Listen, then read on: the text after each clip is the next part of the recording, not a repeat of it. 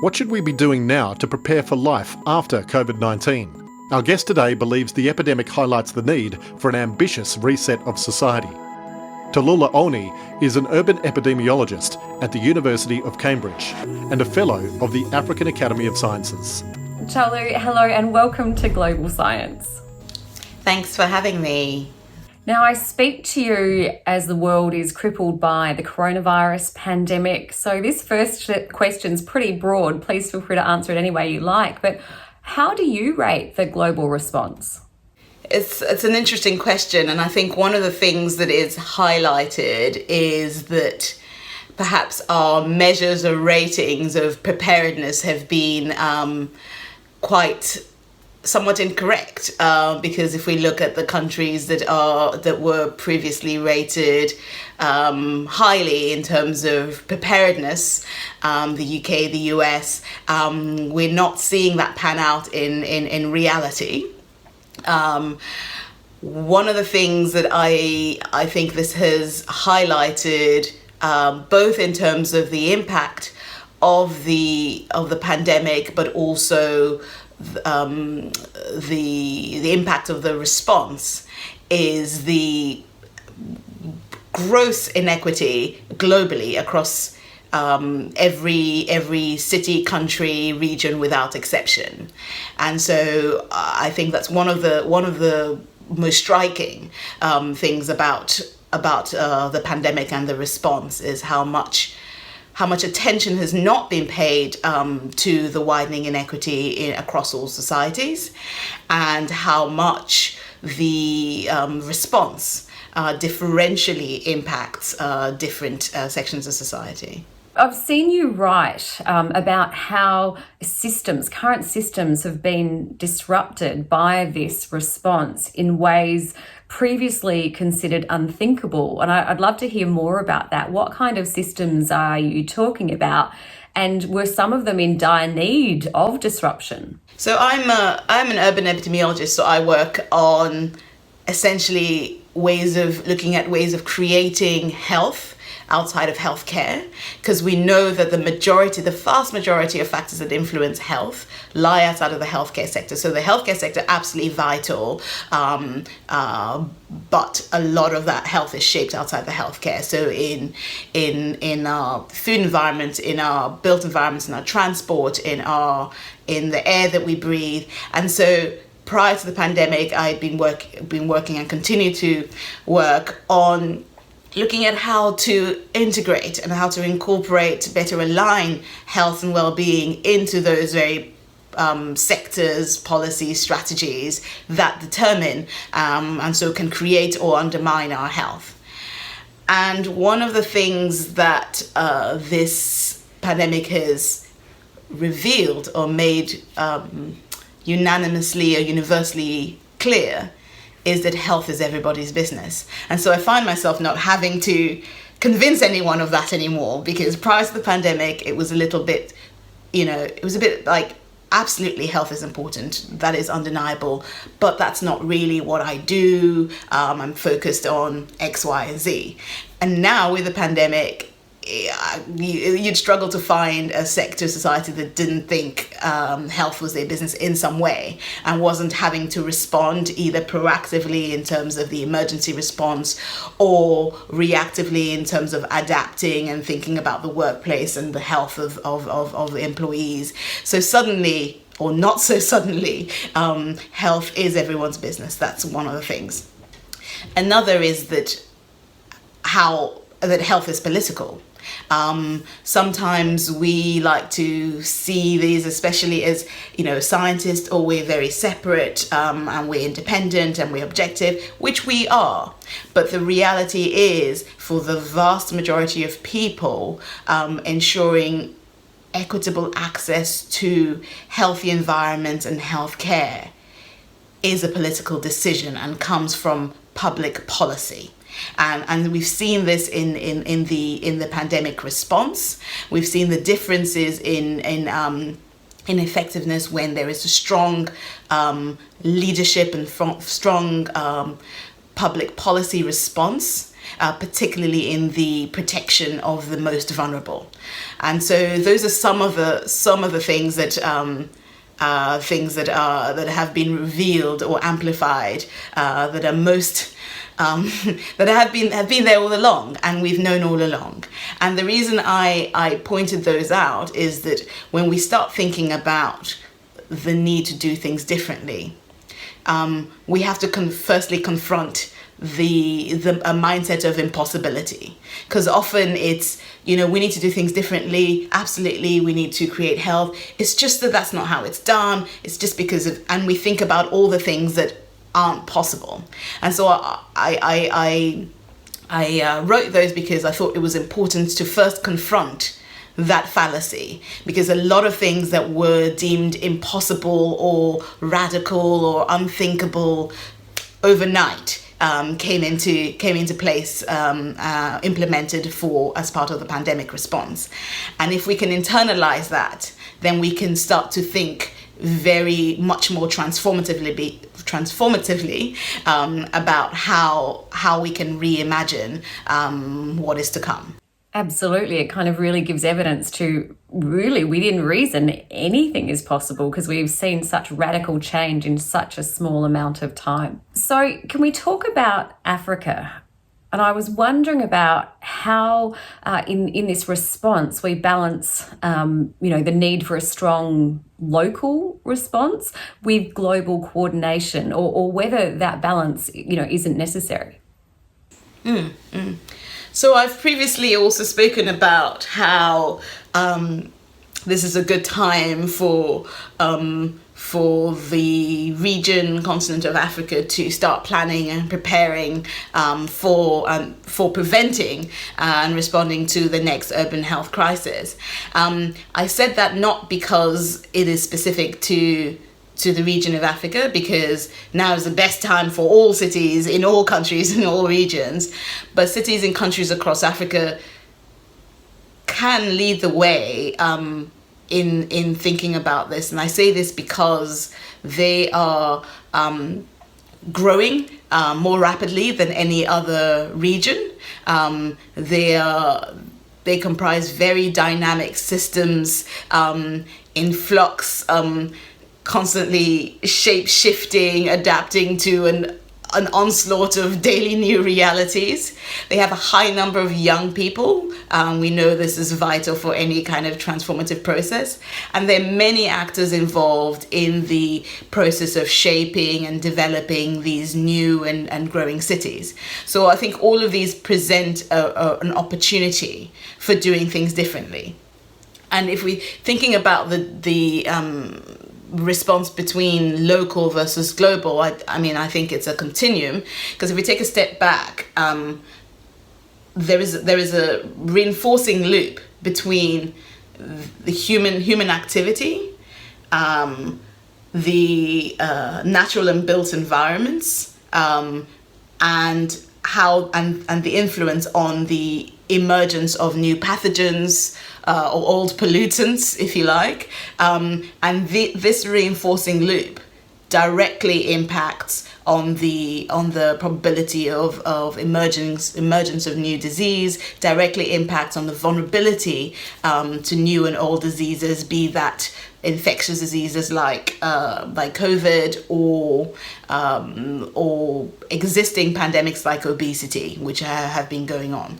So cities, they have the most dynamic human activity, and the changes to these environments, for better or worse, will determine and shape or avert the next health crisis.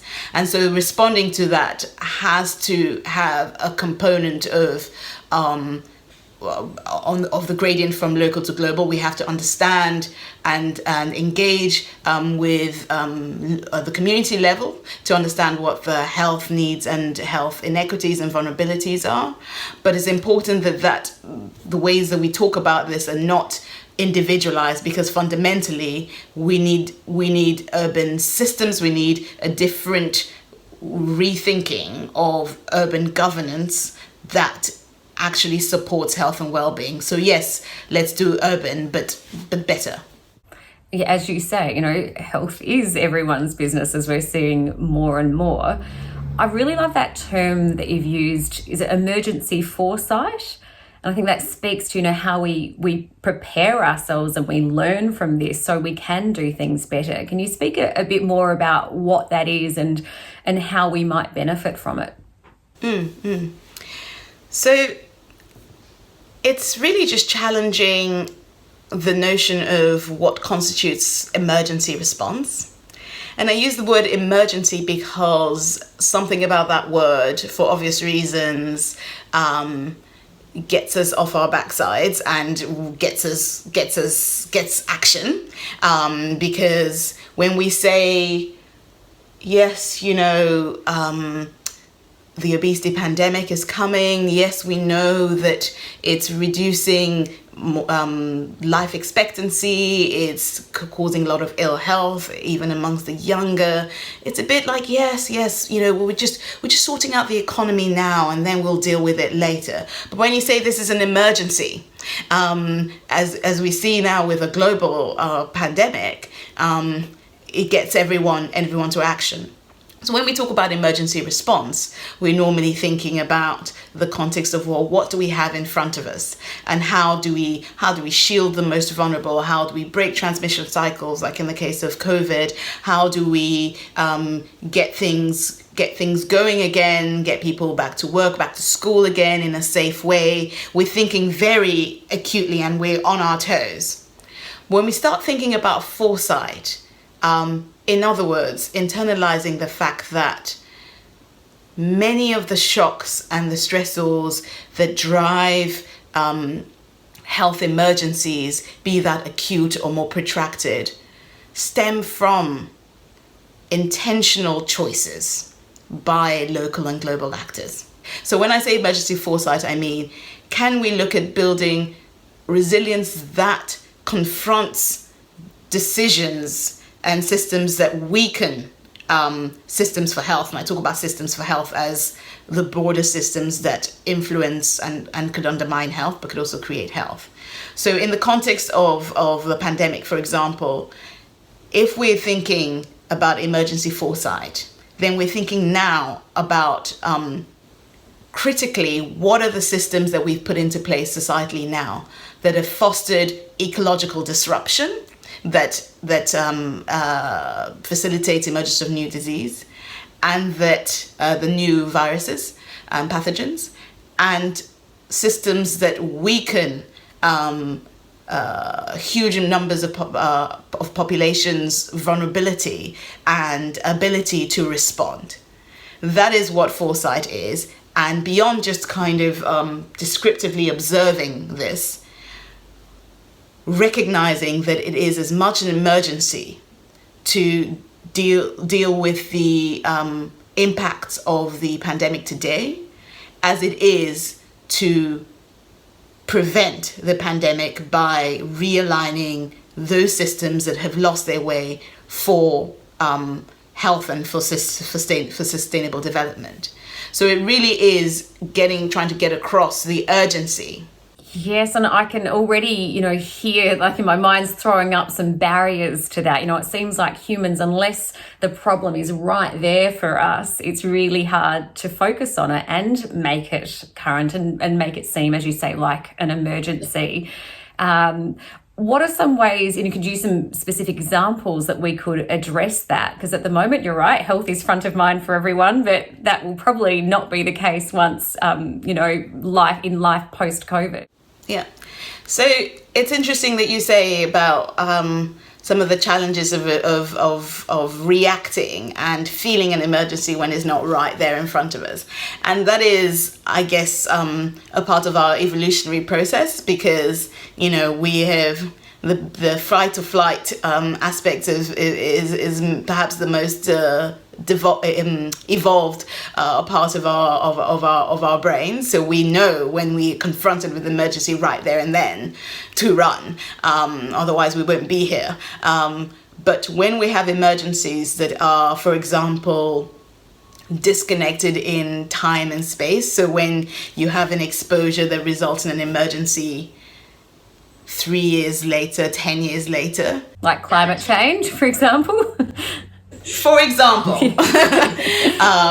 when I'm building a city now, I'm not, my contract doesn't end when 3-5 years later we look at hospitalizations from asthma that might be exacerbated from damp in the houses I built.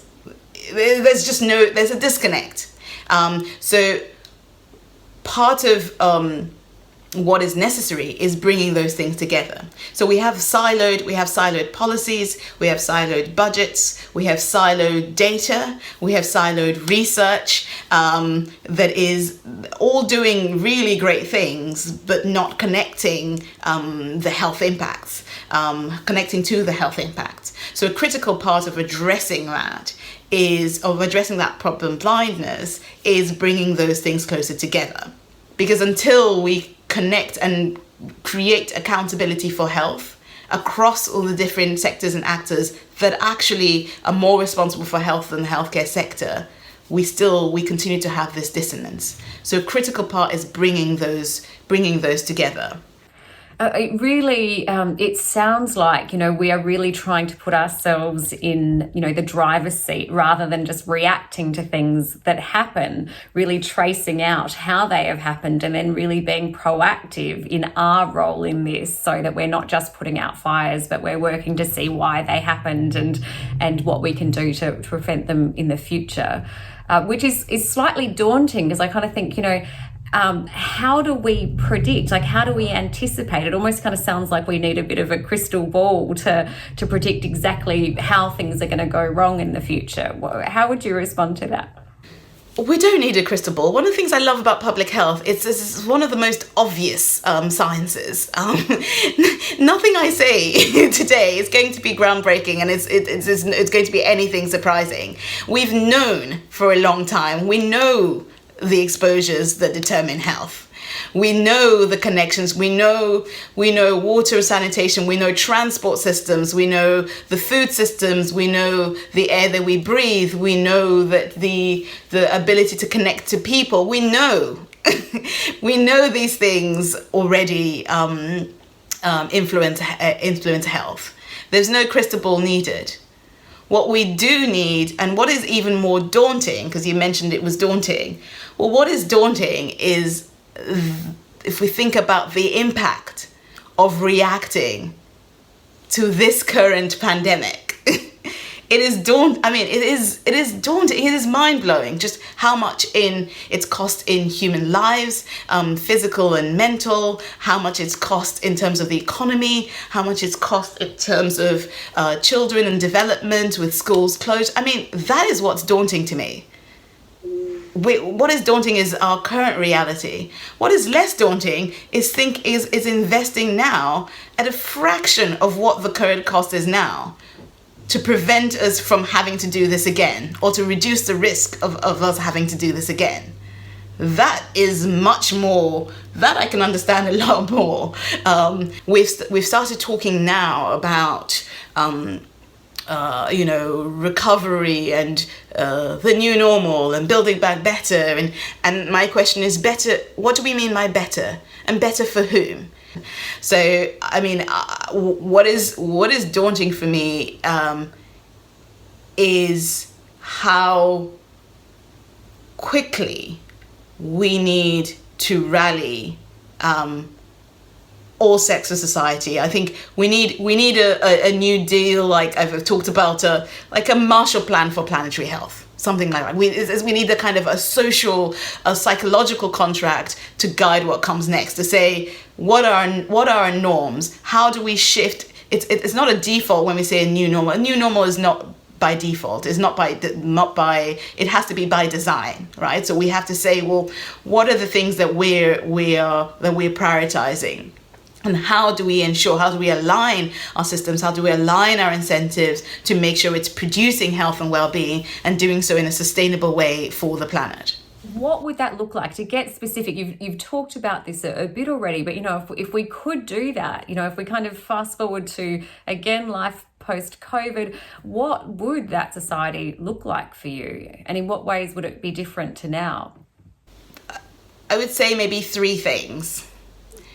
One is that, particularly I'll frame it around cities. So one is that all finance and investment, be that from public or private sectors in the context of urban development design, has the indicators and the conditions for any loans, any kind of large scale development absolutely are centered on health impact, and how they demonstrably not just prevent disease but proactively create health, because that's the opportunity. You can say, yes, I'm not contributing to the poor air quality, but are you missing the opportunity to create social infrastructure that makes physical activity more much easier for the majority of people? And if so, then by not doing that, you're not creating health when you have the space to do that. So that's the first thing, I think, the investment and finance strategy. Related to that, it has to be supported by research and by science, by the sciences. So the sciences, arts, humanities, to understand, to bring in what we already know, and to measure how the ways in which these developments and these changes in the environment are impacting human and environmental health. Health doesn't trickle down from good intentions. Right? We don't just say, I'm going to do the right thing and I'm not going to do anything bad for what I do. So just trust me and I'm going to do that. Well, we need to measure that, and we need to bring in measurement sciences. We need to understand, and that is a very kind of socially involved. So what the people need, why would people not engage with a space even though it looks a particular way and could potentially create health? So this really highlights the importance of the sciences engaging with these very practical changes in the environment. And thirdly, and I think possibly most critical, it needs a social movement. We will be led by the young. We need to be. We've seen the potential for the young in the context of climate change, and within the context of this pandemic. I think my most heartening moments over the last few months have come from engaging with different young people across different parts of the world who are already reimagining what tomorrow would look like. So if there is a critical mass of young people who are connected globally and engaged in driving a relentless demand for healthy, sustainable post-COVID recovery, I really think that is a critical drive for the rest of us to wake up as a collective humanity and humankind and rediscover our collective purpose, because fundamentally we're here as custodians of this planet and custodians of each other. That's the point, right? Absolutely. Tolu, there is so much there, and I think, it's all about food for thought, but food for action as well. And it's really kind of given me a kind of psychological kick up the backside in terms of being more proactive about so much of this stuff. So thank you so much for your time. Thank you. It was a pleasure.